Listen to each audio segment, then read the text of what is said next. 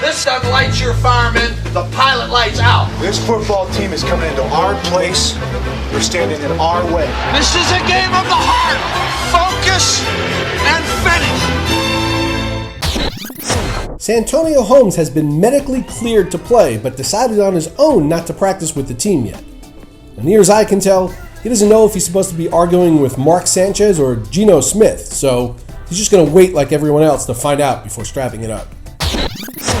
Alright, who's looking for Colts tight end Coby Fleener to be a sleeper as Andrew Luck matures and continues to scan the field for his second and third options and his progressions? Fleener didn't practice this week after spraining his right knee in last week's preseason game, but he'll be ready to go in week 1 against the Raiders. And sticking with the Colts, Ahmad Bradshaw insists that although he may not play at all in the preseason, he too will be ready to go in week 1. And head coach Chuck Pagano seems to agree, stating that Bradshaw, as a veteran, doesn't need to play in the preseason to be ready to go for the regular season. Now, for those of you with fantasy football dementia, Bradshaw is recovering from a broken foot. Now check this out. In just a bit over 1 quarter of play, Reggie Bush managed just 1 yard on 6 carries, but he caught 5 passes for 103 yards in the Lions' third preseason game.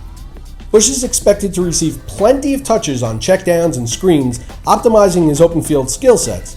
And given that he does have a nose for the goal line, he could be a huge performer in PPR leagues this season.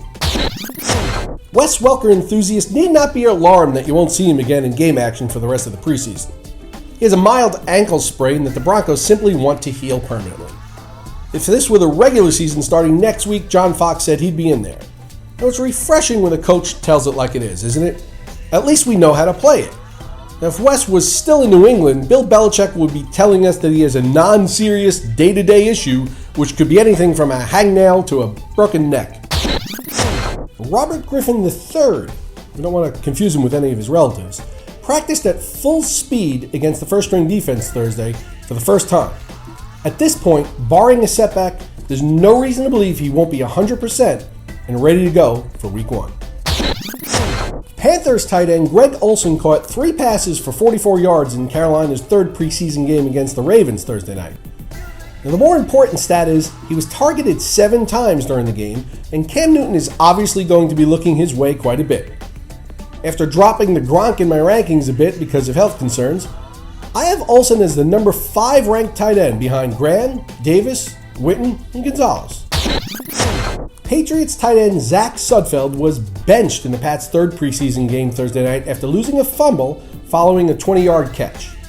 Not to worry, Belichick was just sending the kid a message. Sudfeld has been climbing on draft boards steadily, and he's expected to fill in, and he will, admirably, for the jailbird. With just 13 days to the NFL season starts, be sure to tune in to the Roto Experts Fantasy Football News, Notes, and Analysis segment every weekday. I'll be here to keep you current and ahead of the competition. And on the weekends, come back for This Week in Fantasy Football as I team up with the King, Scott Engel, covering the week that was and the week that will be, answering your viewer questions. For Roto Experts, I'm Mike Cardano. See you next week.